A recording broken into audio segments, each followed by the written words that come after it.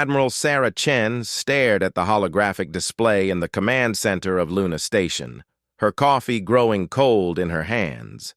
The emergency klaxons had stopped wailing 10 minutes ago, but the red alert status still bathed everything in crimson light. Around her, dozens of technicians worked frantically at their stations, their faces illuminated by the glow of their screens. "Ma'am, we're getting clearer audio now," Lieutenant Rodriguez called out from the communications array. "The signal is definitely coming from the Kepler 442 system." Chen set down her coffee and walked over to the communications station. Kepler 442 was one of humanity's newer colony worlds, established just 15 years ago.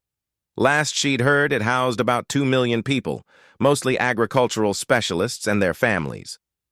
It was supposed to be one of the safer colonies, far from any known hostile territories. "Let me hear it," Chen ordered. Rodriguez nodded and activated the speakers.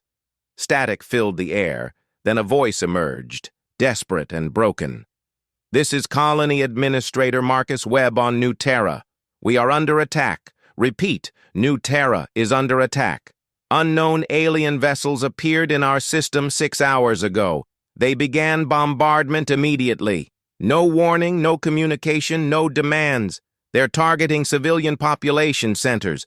Our orbital defenses are gone. The capital city of Haven is burning. We have maybe 4 hours before—" The transmission cut to static again. "That's all we've been able to piece together, Admiral," Rodriguez said quietly. "The signal started coming through about 30 minutes ago. We think it's an automated beacon. Probably launched just before their communication array was destroyed." Chen felt a cold knot forming in her stomach. New Terra wasn't just another colony. Her sister lived there with her family. Her nephew had just started school. "When was this message sent?" she asked.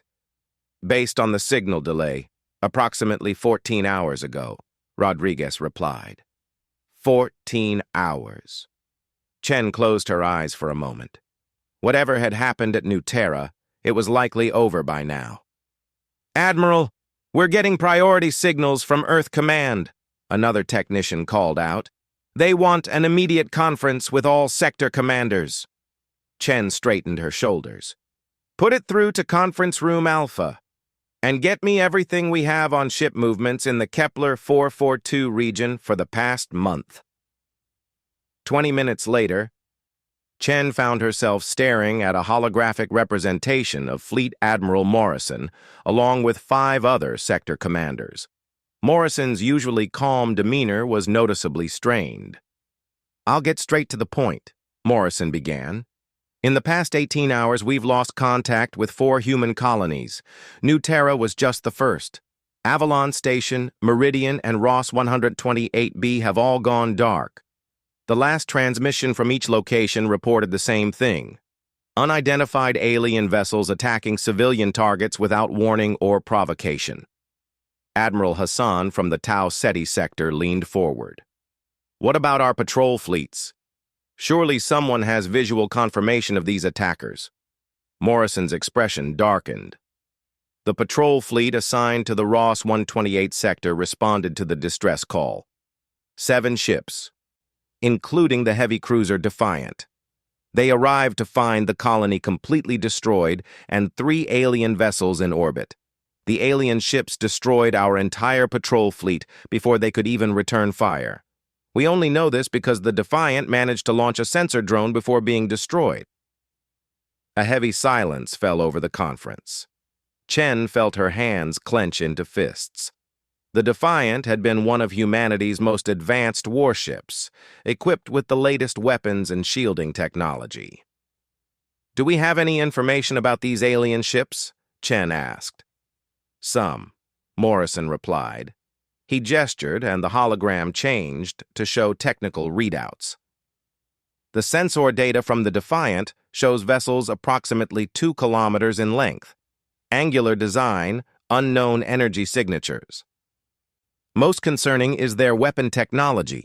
They appear to be using some form of directed energy weapon that can punch through our best shields like paper. Admiral Korinsky from the Alpha Centauri sector spoke up. Have we attempted any diplomatic contact? Morrison shook his head grimly. Every attempt at communication has been ignored. These aren't raiders or pirates looking for resources. Based on the pattern of attacks, this appears to be a systematic campaign of extermination. The word hung in the air like a death sentence. Extermination. What are our orders? Chen asked quietly. Morrison straightened in his chair. All leave is canceled immediately. Every ship capable of faster-than-light travel is to be recalled to their home ports for emergency upgrades and provisioning. The President has authorized the activation of the Emergency Defense Protocol. We're mobilizing everything. Chen had heard of the Emergency Defense Protocol, but never imagined it would be used. It was humanity's ultimate contingency plan, designed for only the most extreme threats to the species' survival. Every military vessel, from massive dreadnoughts to tiny patrol boats, would be pressed into service. Civilian ships would be conscripted and armed. Industrial capacity would be immediately converted to weapons production. Intelligence estimates suggest we have perhaps 2 weeks before they reach the core systems, Morrison continued. The attack pattern indicates they're working their way inward, likely gathering intelligence about our capabilities as they advance. We cannot allow them to reach Earth or any of the major colonies. Admiral, Chen interrupted, what about evacuation of the outer colonies? Morrison's face showed the weight of command. We've issued general evacuation orders, but most of the transport ships are still days away from the threatened systems. We'll save who we can, but our primary focus has to be stopping this threat before it reaches the billions of people in the core worlds. After the conference ended, Chen remained in the room, staring at the tactical display showing the known locations of the attacks. 4 red dots marked the destroyed colonies, with estimated vectors showing the aliens' likely next targets. Her aide, Commander Park, entered the room with a data pad. Admiral, we've received the full activation orders. Luna Station is to serve as the primary staging area for the Sol Defense Fleet. We're expecting over 300 vessels within the next week. Chen took the pad and scrolled through the orders. The scale of the mobilization was staggering. Ships were being pulled from deep space exploration missions, trade route patrols, and scientific expeditions. The entire merchant marine was being militarized. Even the ancient museum ships in Earth orbit were being recommissioned. What's the word from the shipyards? She asked. Working around the clock, Park replied. Mars Industrial is retooling their civilian shipbuilding capacity for military production. They estimate they can have the first new destroyers rolling out within 6 weeks. 6 weeks. Chen hoped they would have 6 weeks. Ma'am. There's something else, Park continued hesitantly. We've been monitoring communications from the other colonies. Word is spreading about the attacks. Some of the outer settlements are panicking. There have been riots on Gliesa 6667C, and the government on Proxima B is demanding immediate military protection. Chen sighed. Panic was almost as dangerous as the alien attackers. Frightened people made poor decisions, and humanity couldn't afford poor decisions right now. Send a message to all colonial governors, she ordered. Tell them that the full might of the human military is mobilizing to address this threat. We will not abandon our people, but we need time to organize our response properly. As Park left to carry out her orders, Chen turned back to the tactical display. Somewhere out there, an unknown alien race was methodically destroying human settlements. They had advanced technology and seemed utterly ruthless, but they had made one critical error in their calculations. They had underestimated what humanity was capable of when truly threatened. Chen had studied military history extensively. She knew about humanity's capacity for violence when their survival was at stake. The aliens might have superior technology, but they were about to face something they clearly hadn't prepared for: the full, unleashed fury of a species that had climbed its way to the top of its homeworld's food chain through sheer determination and an absolute refusal to give up. Her personal communicator chimed. A message from Earth Command. Priority 1. Report to fleet operations immediately. New intelligence available. Chen made her way quickly to the Fleet Operations Center, where she found the intelligence staff huddled around a massive holographic display. Captain Williams, the chief intelligence officer, looked up as she approached.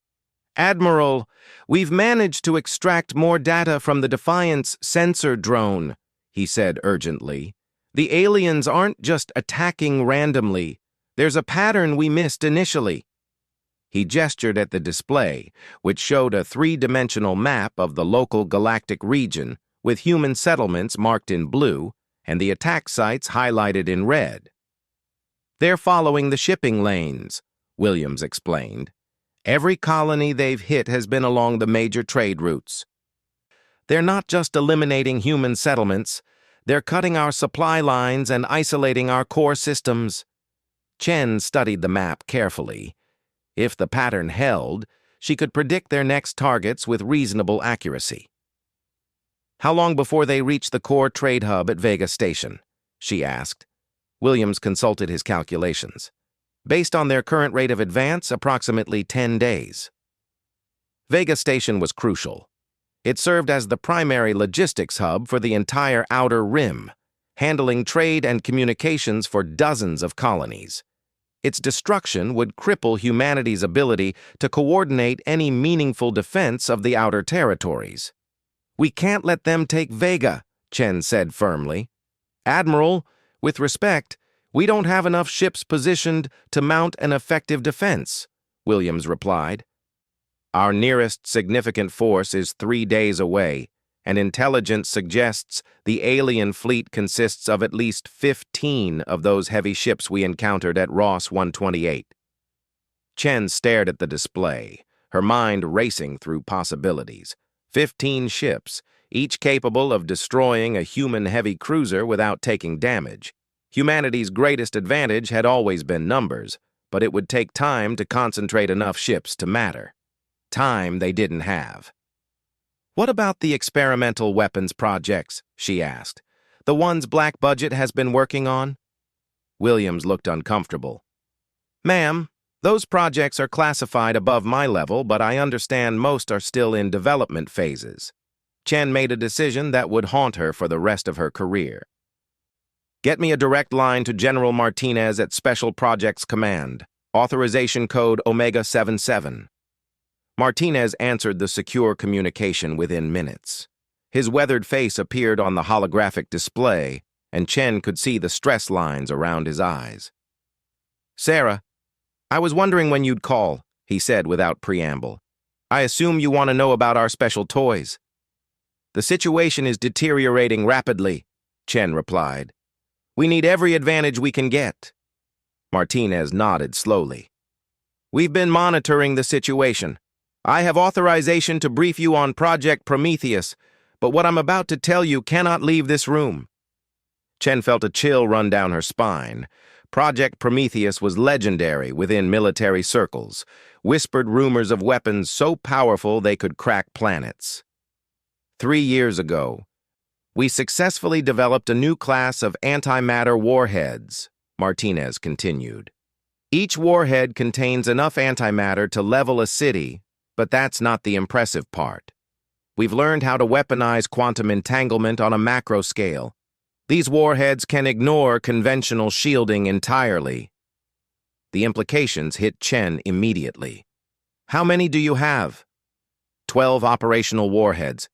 We've been installing them on modified stealth fighters, but the delivery systems are still experimental. 12 warheads that could potentially destroy 12 alien ships. It wasn't enough to win the war, but it might be enough to buy time for the full mobilization to take effect. "I want them deployed to Vega Station immediately," Chen ordered. Martinez hesitated. "Sarah, the pilots we've been training for these missions, they're volunteers only. The quantum entanglement effect means the delivery ships have to get within 5,000 kilometers of the target. At that range, against ships with the firepower we've observed..." Chen understood. It was a suicide mission. "Find me 12 pilots willing to die to save billions of lives," she said quietly. "I have a feeling that won't be the hardest part of this war." As the call ended, Chen stared out the viewport at Earth hanging in the void below. Somewhere in the darkness between stars, an implacable enemy was advancing toward humanity's homeworld. They brought superior technology and what appeared to be an absolute determination to wipe out every human settlement they encountered. But they were about to learn something that had taken Earth's predators millions of years to understand. When you threaten a human's family, you awaken something primal and terrifying.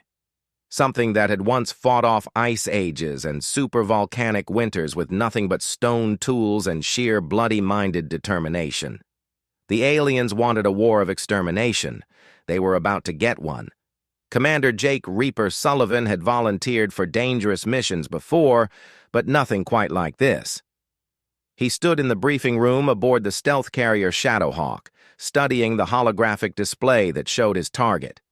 A massive alien vessel designated Hostile Alpha 7, currently approaching Vega Station. The quantum warhead delivery system has been tested exactly 3 times, Major Foster explained to the gathered pilots.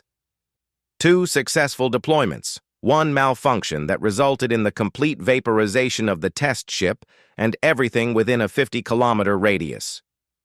Sullivan glanced around at the 11 other pilots who had volunteered for what everyone knew was a one-way mission. They were humanity's best.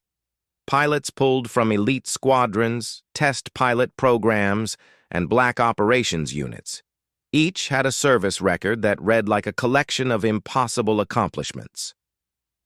The good news, Foster continued with dark humor, is that if the delivery system malfunctions, you won't live long enough to regret volunteering. Lieutenant Maria Vasquez, callsign Phoenix, raised her hand. Sir, what's our intelligence on alien defensive systems? Limited, Foster admitted. We know they use some form of energy-based point defense system, but we don't have details on tracking capabilities or engagement range. Your stealth coding should help, but once you're within their sensor range, expect immediate hostile response. The briefing continued for another hour, covering approach vectors, target priorities, and extraction procedures that everyone knew were purely theoretical. When it ended, Sullivan found himself walking to the hangar with Vasquez. "You have family back on Earth?" she asked quietly. Sullivan nodded. "Wife and 2 kids on Luna Colony. You?" "Parents on Mars. Sister on Europa. Funny how the people we're trying to save are scattered across the solar system now." Vasquez paused at the entrance to the hangar. "Think we'll make a difference?" Sullivan looked through the viewing portal at his modified fighter, its hull gleaming with the experimental stealth coating that might keep him alive for an extra few minutes. Mounted beneath the craft was the quantum warhead, a device small enough to fit in his living room, but powerful enough to crack a moon. "We're about to find out," he said. Meanwhile, at Fleet Command on Earth, the largest military mobilization in human history was reaching its peak. General Patricia Hayes stood in the center of the Global Command Center, watching displays that showed the movement of ships across known space. Every vessel capable of faster-than-light travel was converging on predetermined staging areas. "Status report," Hayes ordered. Colonel Thompson consulted his tablet. "Sol Defense Fleet is at 87% strength and growing. Admiral Chen has over 400 ships assembled at Luna Station. The Mars fleet has 320 vessels ready for deployment. Europa and Titan defensive fleets are fully operational." Hayes nodded. On paper, it looked impressive. In reality, she knew that most of these ships were never designed for the kind of warfare they were about to face. Cargo haulers fitted with military-grade weapons, civilian passenger ships converted into troop transports, mining vessels equipped with whatever armaments could be scrounged from decommissioned military stockpiles. What about the core battle groups? 1st through 5th battle groups are fully mobilized. Each group consists of 2 dreadnoughts, 6 heavy cruisers, 12 destroyers, and supporting vessels. 6th through 10th battle groups will be ready within 48 hours. 10 battle groups. 2 years ago, Hayes would have considered that overwhelming force. Now she wondered if it would be enough. "General, we're receiving a priority transmission from the Vega Station Defense Force," Communications Officer Bradley announced. Hayes turned to the main display. Admiral Rebecca Stone appeared, her face grim against the backdrop of Vega Station's command center. "General Hayes, we have visual confirmation of the hostile fleet. 16 vessels, each measuring approximately 2 kilometers in length. They've taken position at the edge of our sensor range and appear to be conducting some form of reconnaissance." "What's your defensive status, Admiral?" 237 ships of various classes. We've evacuated all non-essential personnel from the station, but we still have 40,000 people who couldn't be moved in time. General, these ships, they're nothing like anything in our databases. The whole configuration suggests technology far in advance of our own. Hayes studied the tactical display showing Vega Station's position. It was a massive orbital facility built around a small moon, serving as both a trading post and military stronghold. Losing it would cripple humanity's ability to maintain supply lines to the outer colonies. "Admiral, you are authorized to engage the moment they enter weapons range. Do not allow them to establish orbit around the station." "Understood, General. Vega Defense Force will hold the line." The transmission ended, and Hayes turned to her staff. "Colonel Thompson, what's the status on our experimental weapons deployment?" 12 stealth fighters with quantum warheads launched from the Shadowhawk 40 minutes ago. They should reach the Vega system in approximately 6 hours. Hayes nodded. The timing would be close. If Admiral Stone could hold off the alien fleet for 6 hours, the quantum weapons might turn the tide. If not, she pushed the thought away. Failure wasn't an option. Back in the Vega system, Commander Sullivan was making final adjustments to his fighter's approach vector. The alien fleet hung motionless against the stars, their ships dark and angular, like obsidian daggers pointed at humanity's throat. "Alpha Flight, this is Phoenix Squadron Leader," Vasquez's voice crackled through the comm system. "Beginning final approach. Remember, we get one shot at this. Make it count." Sullivan checked his instruments one final time. The quantum warhead showed ready status, its exotic matter containment field stable. His stealth systems were operating at maximum efficiency. Everything that could be done to increase his chances of survival had been done.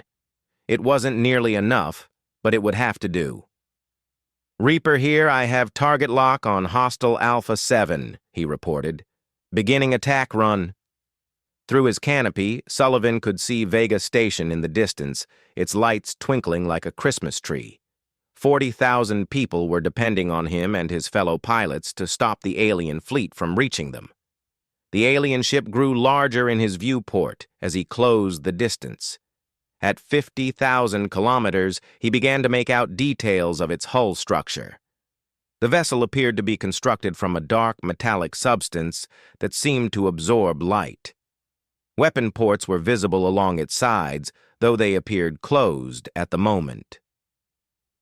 At 30,000 kilometers, his proximity alarms began chirping softly. The alien ship's defensive sensors were starting to detect his approach, despite the stealth coating. At 20,000 kilometers, the alien vessel began to move. "All flights, I think they've spotted us," Sullivan announced over the comm channel. "They're rotating to bring weapons to bear." The alien ship was surprisingly agile for its size, spinning on its axis with fluid grace. Weapon ports began opening along its hull like blooming flowers of death. At 15,000 kilometers, the alien ship opened fire. The space around Sullivan's fighter erupted in streams of coherent energy that looked like liquid lightning. His fighter's computer began screaming warnings as the intense electromagnetic fields interfered with his systems. At 10,000 kilometers, his stealth coating began to fail under the stress of the alien weapons fire. At 7,000 kilometers, Lieutenant Torres in Phoenix 4 took a direct hit and vanished in a brief, brilliant explosion. At 5,000 kilometers, Sullivan armed the quantum warhead and prepared for the attack run that would define the course of the war. "This is Reaper," he announced calmly, "initiating quantum warhead delivery sequence."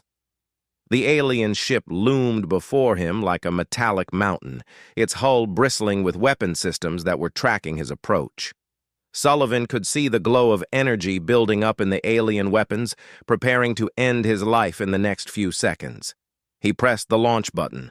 The quantum warhead detached from his fighter with a soft thump and accelerated toward the alien vessel.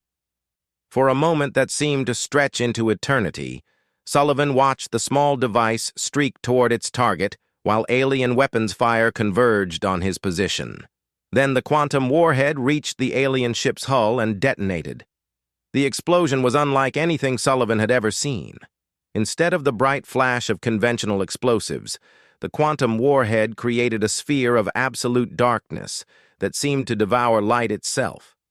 The sphere expanded for 3 seconds, encompassing the entire forward section of the alien vessel, then collapsed back into nothingness. When the effect ended, the alien ship was gone. Not destroyed, simply gone. Where 2 kilometers of advanced starship had been moments before, there was now only empty space. "Hostile Alpha 7 eliminated," Sullivan reported, hardly believing his own words. Quantum warhead effectiveness confirmed. Across the Vega system, 11 more quantum warheads found their targets. 11 more alien ships vanished from existence in spheres of consuming darkness. When the attack was over, only 4 of the original 16 alien vessels remained, but the cost had been severe. Only 3 of the 12 human pilots survived the mission, their fighters somehow escaping the alien defensive fire long enough to witness their weapons' effectiveness. On Vega Station, Admiral Stone watched the tactical display with a mixture of relief and horror. The quantum weapons had worked beyond all expectations, but the aliens' response was immediate and terrifying. The 4 surviving alien ships accelerated directly toward Vega Station, their weapons charging for what appeared to be a final desperate attack. "All ships, emergency intercept course," Stone ordered. "Do not let them reach the station." The Vega Defense Force moved to block the aliens' approach, 200 ships against 4. It should have been overwhelming odds in humanity's favor. It wasn't. The alien ships tore through the human fleet like wolves among sheep. Their weapons cut through military-grade armor and shielding as if they were paper. Human ships exploded one after another, their crews vaporized before they could even return fire. But the human ships kept coming.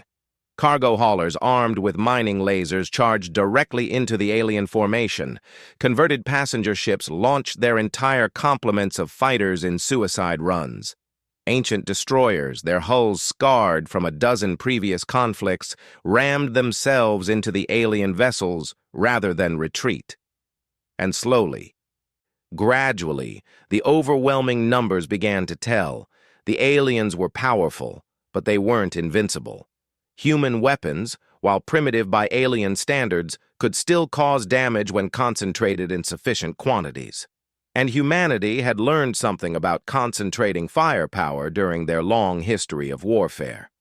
The first alien ship fell to the concentrated fire of 40 human vessels, its hull finally overwhelmed by the sheer volume of incoming energy.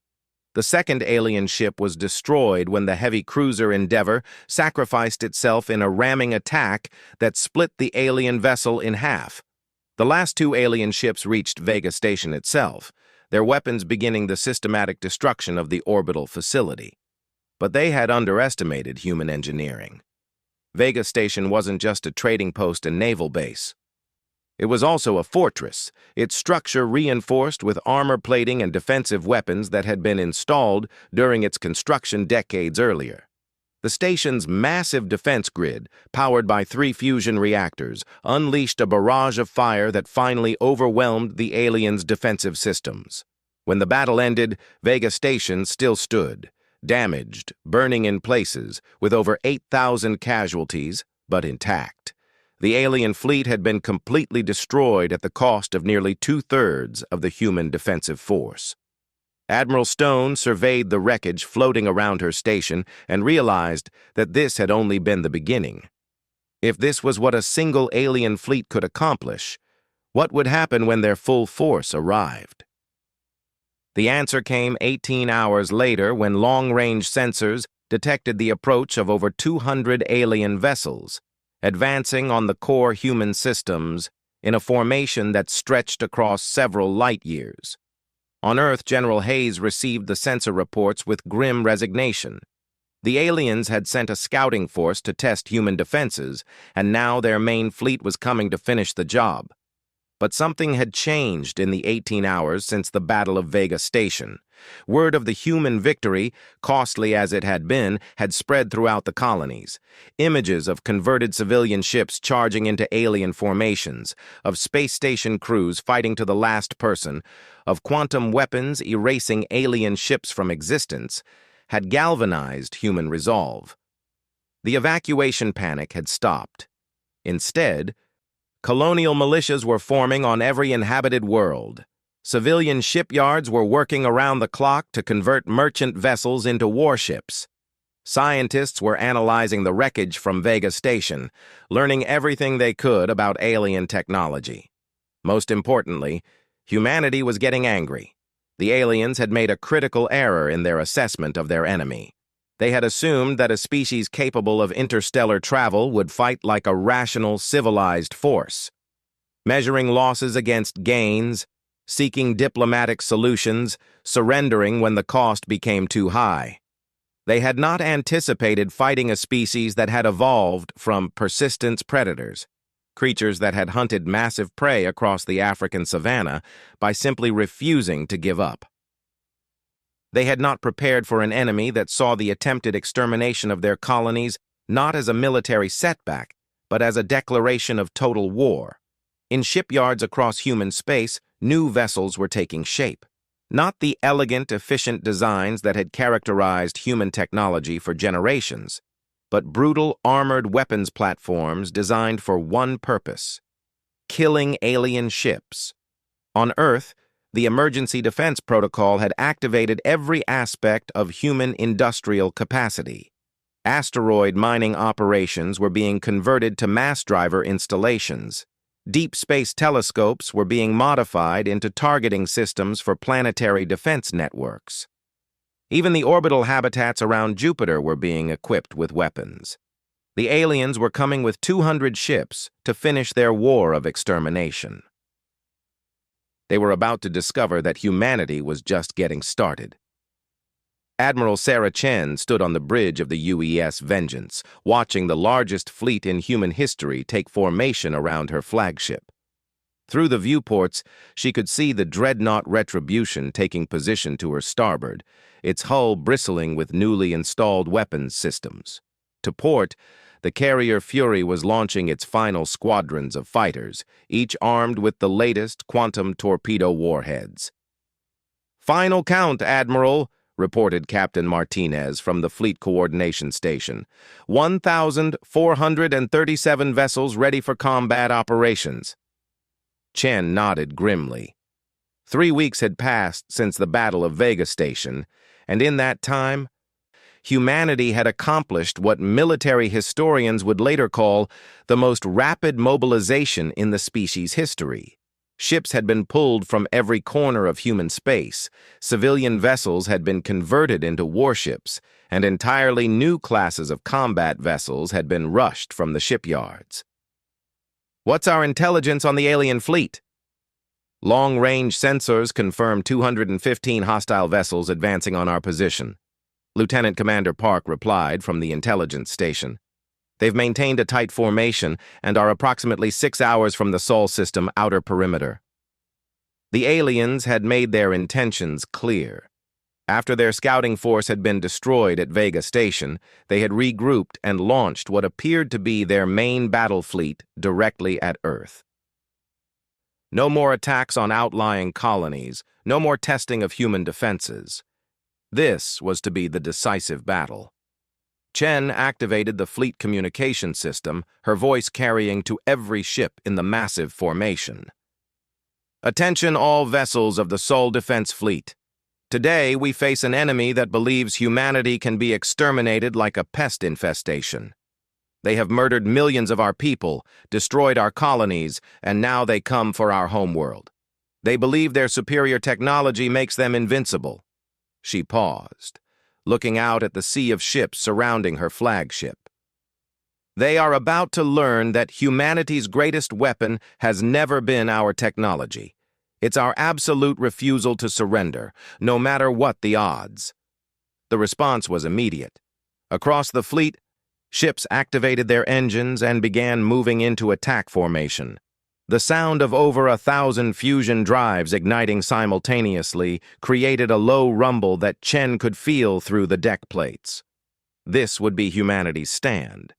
If they failed here, Earth would fall, and with it, any hope of organized resistance to the alien extermination campaign.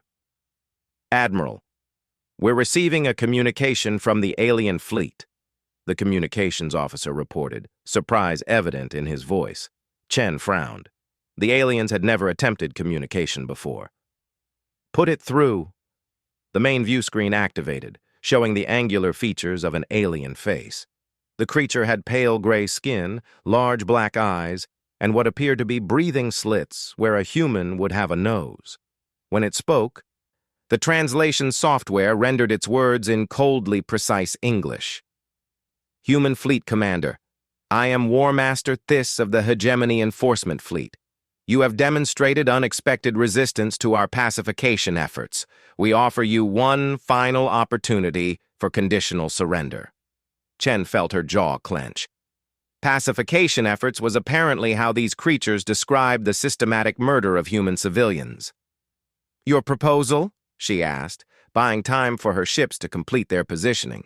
All human military forces will stand down immediately. Human population levels will be reduced to sustainable numbers through selective elimination. Remaining humans will be relocated to designated reservation zones under hegemony oversight. In exchange, we will cease active extermination operations. The bridge fell silent. Chen looked around at her officers, seeing the same cold fury in their eyes that she felt in her own heart. War Master Thys, she replied, her voice steady despite the rage building inside her. I have a counter-proposal. The alien tilted its head slightly. Speak. You can take your conditional surrender and shove it up whatever orifice your species defecates from. Humanity chooses to fight. The alien's expression didn't change, but Chen thought she detected something that might have been surprise in those black eyes. Your species' capacity for self-destruction is noted. We will proceed with total pacification. The communication cut off. All ships, Chen ordered over the fleet channel, execute Battle Plan Alpha. Show these bastards what humanity is capable of when we're properly motivated. The human fleet transformed from a defensive formation into an advancing wall of destruction. Unlike previous human naval doctrines that emphasized tactical precision and minimal losses, this battle plan had been designed with one goal: the complete annihilation of the enemy regardless of cost. The first wave consisted of 200 converted cargo vessels, their holds filled with newly manufactured quantum warheads. These ships accelerated directly toward the alien fleet at maximum speed, their crews knowing that they were unlikely to survive the encounter. The aliens opened fire at extreme range, their energy weapons creating a light show that illuminated the darkness of space. Human ships began exploding under the alien barrage. But for every vessel destroyed, 2 more pressed forward. Wave 2, execute, Chen ordered. The second wave launched from behind the advancing cargo ships, 500 heavy fighters and converted mining craft, each carrying experimental antimatter missiles developed in the crash weapons program. These smaller, more agile craft used the cargo vessels as cover, weaving through the alien fire like angry wasps.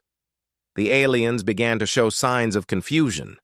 Their previous encounters with human forces had involved conventional military tactics, formations, coordinated withdrawals, attempts to minimize losses. This was something entirely different. The humans were attacking with the desperate ferocity of cornered animals. The first cargo ship reached the alien formation and detonated its entire payload of quantum warheads. The explosion erased 3 alien vessels from existence and damaged several more. The second cargo ship followed moments later, taking out another 2 alien ships. But the aliens were learning. Their formation began to adapt, spreading out to minimize damage from the human suicide attacks. Their point defense systems became more effective as they learned to track the quantum warheads. "Admiral, we're losing the cargo ships faster than expected," Captain Martinez reported. "At this rate, Wave 1 will be completely eliminated before reaching effective range." Chen had anticipated this. "Execute Wave 3. Wave 3 was the core of the human battle fleet. The dreadnoughts, heavy cruisers, and fleet carriers that represented humanity's most advanced military technology. But even these ships had been modified extensively for this battle. The dreadnought Retribution had been fitted with a prototype weapon called a quantum lance, a directed energy system that used quantum entanglement to bypass conventional shielding. The heavy cruiser Devastator carried an experimental railgun system capable of launching projectiles at a significant percentage of light speed. The carrier Fury had been loaded with a new class of fighter equipped with AI pilot systems that could make tactical decisions faster than any human. As the human fleet closed with the aliens, the true scope of humanity's rapid militarization became apparent. These weren't the elegant, efficient warships that had patrolled human space for generations. These were brutal weapons platforms, designed by a species that had suddenly remembered how to wage total war.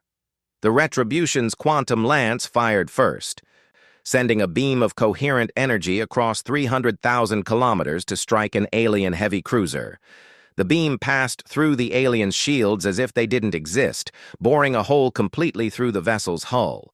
The alien ship broke apart in seconds. The Devastator's railgun followed, launching a tungsten projectile at 12% of light speed. The alien ship that was struck simply disintegrated, its molecular bonds unable to withstand the kinetic energy of the impact. But the aliens weren't helpless. Their return fire began taking a toll on the human fleet. The heavy cruiser Vengeance took a direct hit from an alien plasma cannon and exploded in a brief, brilliant fireball. The destroyer Wellington was cut in half by an alien energy beam. The difference was that humanity had prepared for massive losses. Wave 4, execute, Chen ordered. Wave 4 was something the aliens had never encountered before. Civilian volunteers in ships that barely qualified as spacecraft. Asteroid miners in industrial equipment modified with weapons. Transport pilots flying cargo haulers loaded with explosives. Even some of the elderly museum ships from Earth orbit, crewed by retired veterans who had volunteered for one final mission. These ships had no business being in a space battle. They were too slow, too fragile, and too poorly armed to pose any real threat to an advanced alien fleet. But there were so many of them. The aliens found themselves facing an enemy that defied all military logic. When human warships were destroyed, more ships appeared. When those ships were eliminated, even more primitive vessels took their place. It was like fighting the mythological Hydra.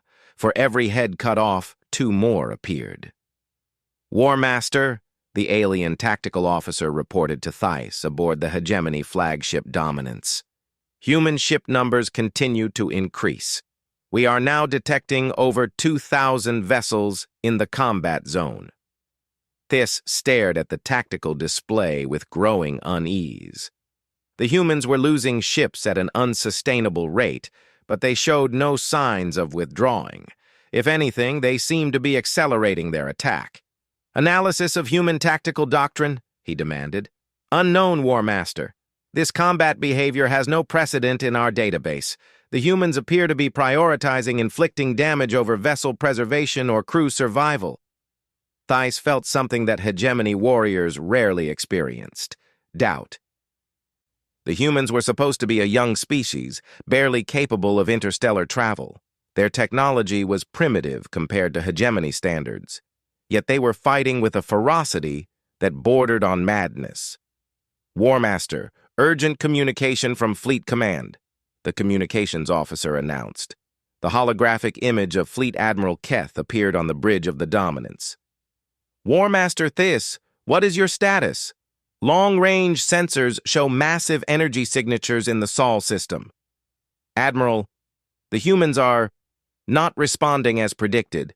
They appear to be willing to sacrifice their entire fleet to inflict damage on our forces." Admiral Keth's expression showed confusion. "Elaborate." "They are using civilian vessels as weapons platforms, cargo ships loaded with experimental explosives. Their military vessels are equipped with weapons that appear to have been developed specifically for this engagement. Admiral, I believe we may have underestimated this species."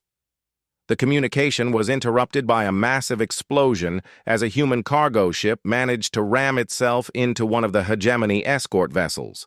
The alien ship's shields collapsed under the impact, and the cargo ship's quantum warhead payload detonated, vaporizing both vessels. "Warmaster," Admiral Keth said slowly, "you are authorized to withdraw if casualties become excessive." Thais watched as another wave of human fighters swarmed over one of his heavy cruisers. The human craft were primitive, but they were piloted by beings who seemed utterly indifferent to their own survival. "Admiral, I recommend we reconsider our strategy regarding this species." Before Admiral Keth could respond, the space around the hegemony fleet erupted in new explosions.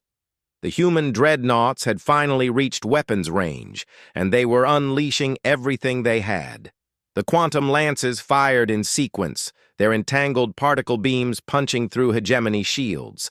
The railguns launched volleys of relativistic projectiles that struck with the force of small nuclear weapons. The experimental plasma cannons created fields of superheated gas that enveloped entire alien ships. But the most devastating weapons were the human fighters equipped with AI pilot systems. These fighters moved with inhuman precision, calculating attack vectors and escape routes faster than biological reflexes could follow. They swarmed over the alien ships like mechanical locusts, each fighter carrying quantum torpedoes that could penetrate hegemony armor. "Warmaster, we have lost 47 vessels," the tactical officer reported, his voice showing strain. "Human forces continue to press their attack. We are detecting additional human ships approaching from the inner system." Thais realized with growing horror that the human fleet they were fighting wasn't the entirety of Earth's defenses. It was just the outer perimeter. "Admiral," he transmitted to Fleet Command, "recommend immediate withdrawal. This species is dangerous." But it was too late for an orderly withdrawal. Admiral Chen had been waiting for this moment. As the alien fleet began to show signs of wavering, she activated the final phase of humanity's battle plan. From concealed positions throughout the Sol system, weapons platforms that had been built in the weeks since Vega Station began revealing themselves. Mass drivers on asteroids launched streams of projectiles at the alien fleet. Hidden missile batteries fired volleys of quantum warheads. Even the orbital habitats around Jupiter opened weapon ports that had been disguised as docking bays. The aliens found themselves caught in a crossfire that came from every direction. The solar system itself had been turned into a weapon, but Chen wasn't finished. "All ships," she ordered, "execute Operation Overlord." Operation Overlord was humanity's final gambit, a coordinated assault by every remaining vessel in the human fleet, including ships that had been held in reserve specifically for this moment. From the inner system came the Sol Home Fleet, fresh ships crewed by volunteers from Earth's orbital colonies. From the asteroid belt came mining vessels that had been secretly converted into weapons platforms. Even from Mars came a squadron of ships that had been thought destroyed in previous battles, but had actually been undergoing emergency repairs. The alien fleet, already battered by hours of constant assault, found itself facing a coordinated attack by over 3,000 human vessels. War Master Thys watched his tactical display with something approaching panic. The humans had turned their entire star system into a military fortress, and now they were using every available ship to press their attack. "All vessels, emergency withdrawal!" he ordered. "Fall back to the jump point immediately!" But the humans had anticipated this as well. Admiral Chen smiled grimly as she watched the alien fleet attempt to disengage. Human ships moved to block the aliens' escape routes, while others continued their relentless assault. "No," she said quietly. "You came here to exterminate humanity. Now you get to see what happens when humanity returns the favor." The battle raged for another 6 hours. When it finally ended, the alien fleet had been completely destroyed. Not a single hegemony vessel escaped to report back to their commanders. The cost to humanity had been severe. Over 800 ships had been destroyed, and casualties numbered in the hundreds of thousands. But the message had been sent clearly across the galaxy. Humanity would not go quietly into extinction. In the aftermath of the battle, as rescue teams searched for survivors among the wreckage, Admiral Chen received a priority transmission from deep space monitoring stations. "Admiral, we're detecting massive fleet movements in hegemony space," the intelligence officer reported. "It appears they're mobilizing their entire military force." Chen nodded wearily. The Battle of Sol had been a victory, but it wouldn't be the last. The aliens now knew that humanity posed a genuine threat, and they would respond accordingly. But something fundamental had changed during those 24 hours of combat. Humanity had rediscovered something that had been dormant during their centuries of peaceful expansion among the stars: their capacity for total, uncompromising warfare. The aliens wanted to exterminate humanity because they saw humans as a threat to galactic order. They had just proven themselves absolutely correct. As Chen looked out at the debris field that had once been an alien fleet, she realized that the distress call from New Terra had done more than alert humanity to an alien threat. It had awakened something primal and terrible that had been sleeping in the human genome since their ancestors had first picked up sharpened sticks and decided to hunt creatures 10 times their size. The aliens had wanted a war of extermination. Now they were going to get one.